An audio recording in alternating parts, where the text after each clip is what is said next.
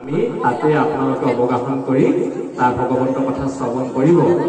ঠিক তদনুৰূপ আমি প্ৰত্যেক সমাজ ব্যৱস্থাই একোটা নামঘৰ আমি গ্ৰহণ কৰি লৈছো। নামঘৰ গ্ৰহণ কৰি কি কৰিছো, নামঘৰ মানে নামৰ গৃহ, তাতে আমি ভগৱন্তৰ কথা আলাপ আলোচনা কৰিম।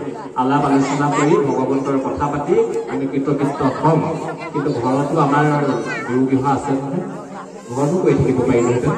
বহুতখিনি জানো নহয় আমি এতিয়া, বহুতখিনি জানি মেলি আমি তাতেই অভ্যাস কৰি থাকিলোহেঁতেন। কি হৈ থাকিলেহেঁতেন, তেতিয়া তাতেই আমাৰ গতি আমাৰ প্ৰাপ্ত হৈ থাকিলেহেঁতেন। কিন্তু তেনেকুৱা ব্যৱস্থাটোলৈ নাই দিয়া। যদিও আমি সেইবিলাক জানিলোহেঁতেন, জনা হ'লে আমাক ক'লেহেঁতেন তুমি পণ্ডিতহে, তুমি কিন্তু ভকত হ'ব পৰা নাই। ভকত হ'বলৈ তেতিয়াহে পাৰিবা যেতিয়াহে তুমি ভকতৰ সংগ ল'বা।